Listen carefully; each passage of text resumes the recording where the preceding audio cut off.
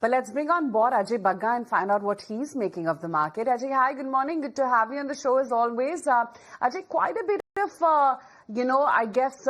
price adjustment transpired on Tuesday alone of the additional 25% tariff on India. Would you say that there is some more pain perhaps left in the residue?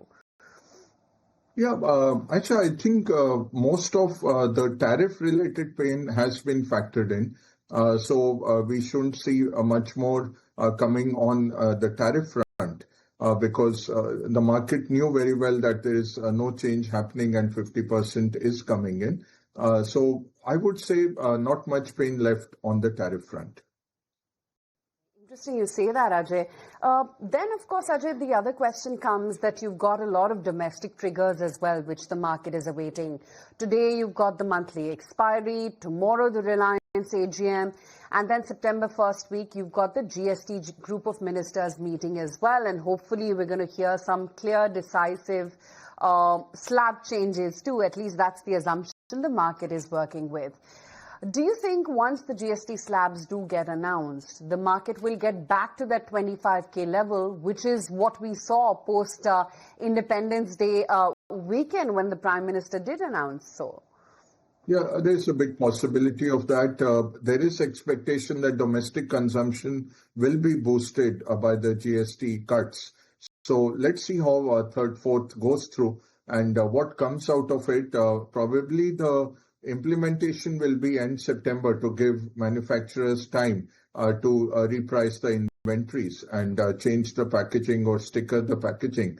But markets will move in anticipation. So there will be some amount of conjecture on what's coming. And you could see, stocks moving in consonance with that. Like, for example, toothpaste, there is a very little expectation that it will come down. So the toothpaste makers might not see much move. But a lot of the other staples are expected to be brought down from 18 to 12 or to 5.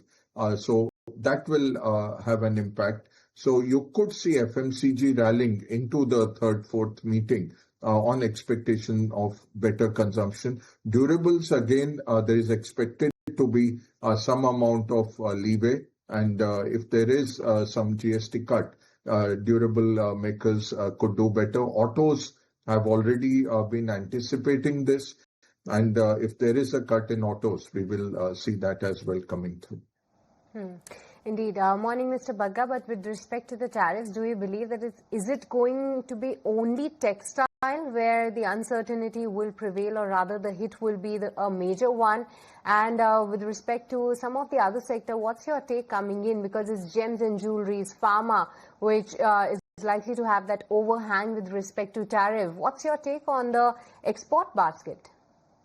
Yeah, pharma and electronics have been kept out of the purview for now. We don't know when that might change. With Trump, it's an hourly basis that things could change. So $35 billion is at risk there as well between pharma, electronics, and the other exempted goods. So that remains an overhang. But the good news is, especially on pharma, we are the cheapest producers on scale. So there is no substitute product available or substitute provider available that can step into our shoes for the generic. So it should not be an issue. Secondly, the companies would be able to pass on the pricing to the end consumer. Third, most of this year's supply has already been sent to the US. So most pharma companies, not only ours, but even branded companies in Europe, have put in 6 months, 1 year supplies into the US already in anticipation of higher pharma tariffs. So immediate effect might not be that high. Of course, sentimentally, it would be a negative if pharma comes under that. I think what Trump is aiming at is to reduce his healthcare costs. So there again, it would be counterproductive to raise tariffs on Indian generic suppliers. More the issue is on the branded side, where US is paying anything from 3 times to 10 times higher than comparable prices in OECD countries like Japan or Western Europe. So that's where his biggest angst is, to get those prices down. And that's where he's inventing new mathematics, where he's saying, I'll get 1,500% reductions. So $100 can go down 100%. I don't know where that 1,500% comes from, but we'll go with it. Okay. But Ajay, the question is, what price are you willing to pay for staples? Traditionally, they've always been high PE. More than that, it's the quasi-consumption plays, your internet companies, food aggregators, etc., which are sitting at much higher valuations. So I think it's more about what you want to pick and choose within the entire large consumption spectrum. What would you recommend to our viewers? No, I would say the staples, again, they used to be priced higher because there would be a lot of visibility. Second, they would deliver on growth continuously. So predictability used to get that high PE. Now, the last 2 years, we have seen volumes going down. So even if value held up by reducing the pack sizes and stuff, if you looked at the underlying, volumes were not really going up as high as, say, the nominal GDP growth or what inflation would have led to. So there is a pickup coming in FMCG. The rural economy is doing quite well. Good monsoons, good harvest expected. Government has put in a lot of welfare measures as well. So the spending power is there. Urban consumption has been lagging. And hopefully with the GST cut in the consuming class, the top 15 crore consuming class, that really accounts for most of the consumption in the country. I think there could be an up move in the staples. On the quick service and on the e-commerce plays or the immediate delivery kind of plays, I think most of it has got priced in. What we are seeing in the more mature markets like China, e-commerce is struggling now to justify those kind of valuations. However, it's worth a punt, and we have seen fund managers taking positions in them even at very high PEs, basically on the growth. So there will be some amount of a shakeout there. I don't know when, but for now it's on the growth path. So worth looking at even those companies. All right, welcome back to the market right here on ET Now. And yes, of course, a lot of these sectors are going to be in focus today with respect to the hopes on GST rationalization. And one of the other sectors that has been buzzing off late, that is autos indeed. And the festivities have started, and the first day of Ganesh Chaturthi, that also marks some buying all throughout the year that we have seen. And yes, Ganesh Chaturthi, a lot of these buyings do take place. So let's also tell you what was the demand like on the very first day.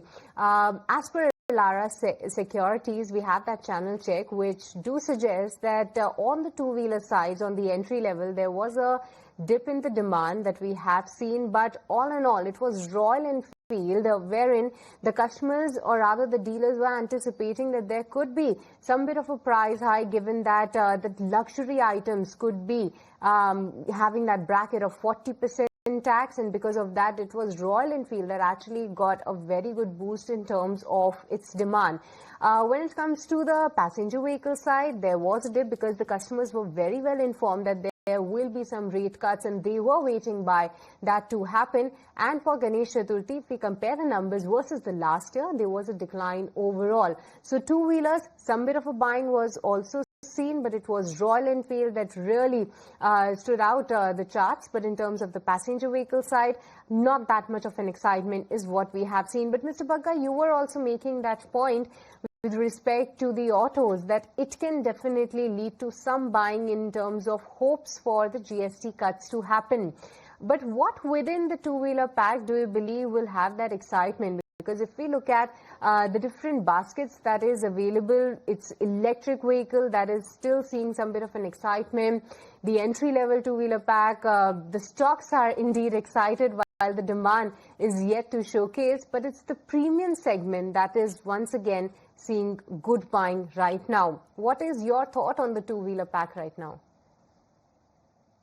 see, two-wheelers, urban is more scooters and EVs, and the rural is the bikes and the higher-end bikes as well.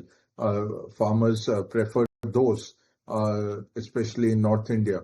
So clearly, the bike makers might do better than the scooter makers. That's the difference. On passenger vehicles, I think we'll have to wait for the GST cuts to get a boost. Otherwise, it's a flattish market. Tractors are doing well. Commercial vehicles have not been doing well yet. The replacement cycle has got extended. So waiting for some stimulus to come through there. Capacity has not really been utilized fully.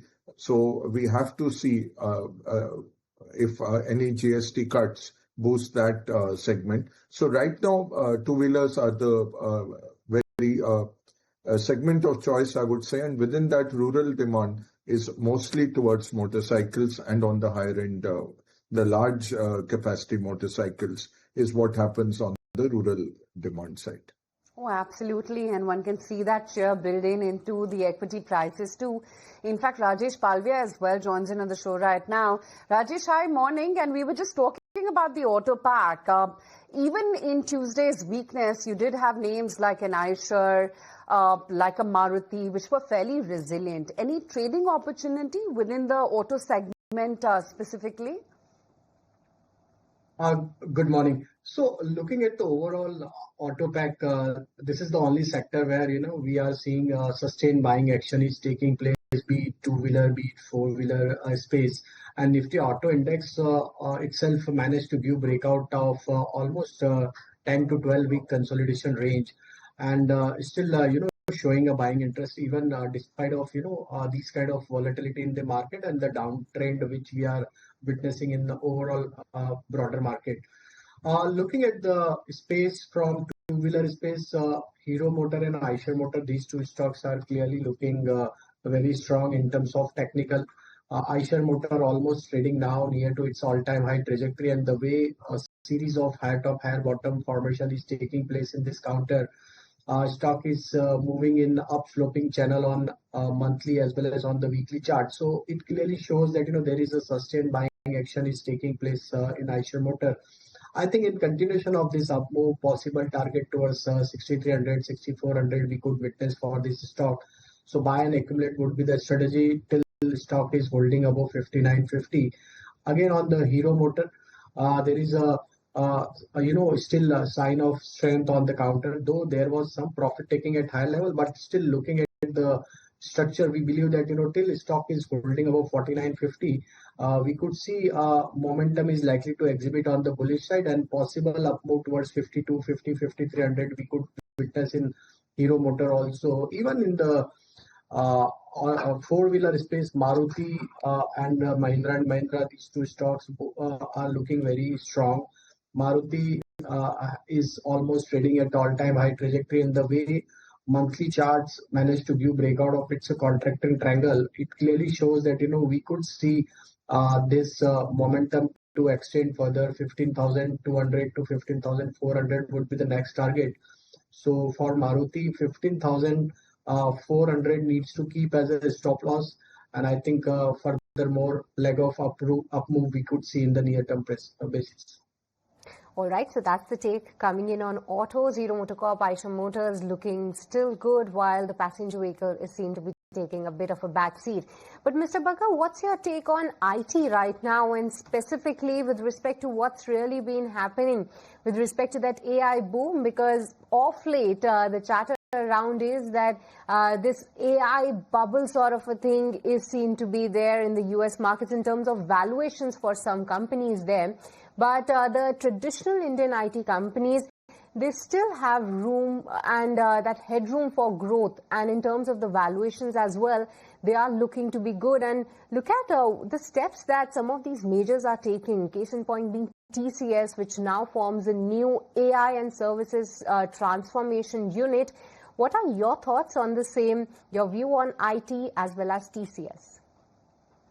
Yeah, IT has been hit by the AI coming in, especially the entry-level jobs. If you see, we used to have 2.5 lakh, 3 lakh new hires every year. It's gone down to 50,000 kind of level. So we are seeing at the entry-level jobs getting hollowed out because of AI coming in.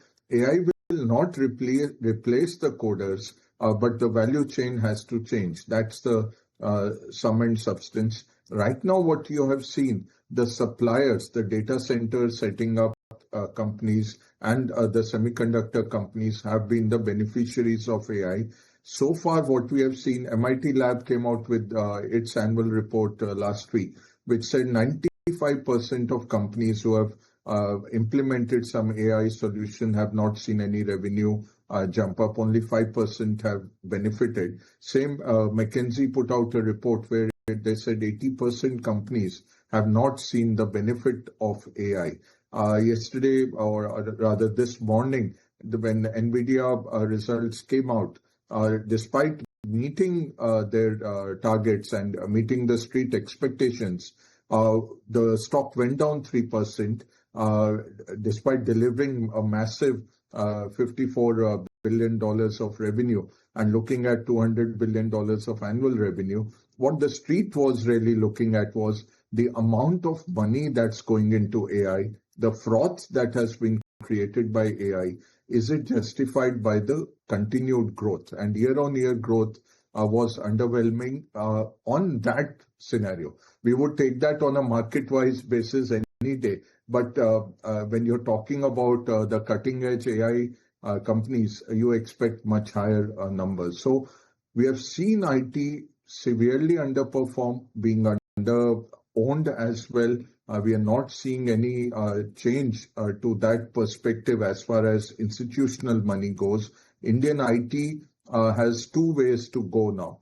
One is the end-use, implementations on AI. That still has been underwhelming. And second is to become outsourced GCCs for the Fortune 500. That seems a more doable function, especially if H-1B visas get hit and stuff like that. You will see a lot more outsourcing coming into India, and GCCs, which are like 1,700 now, will really proliferate, and our IT companies can really provide the manpower and the managerial oversight for those.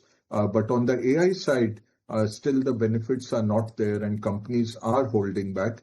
Huge investments are going in, so the data center setting up companies, and by as a proxy, the power companies, the transmission companies, the renewable energy generation companies are benefiting because the data center demand itself will raise the power demand very high. So, but IT companies sitting at the core have not really benefited from this AI. Actually, they've seen a negative impulse. Oh yeah, absolutely. Ajay, thanks for your time today. Good to speak with you as always. Thank you. Okay, that's interesting insight coming in from Ajay Bagga.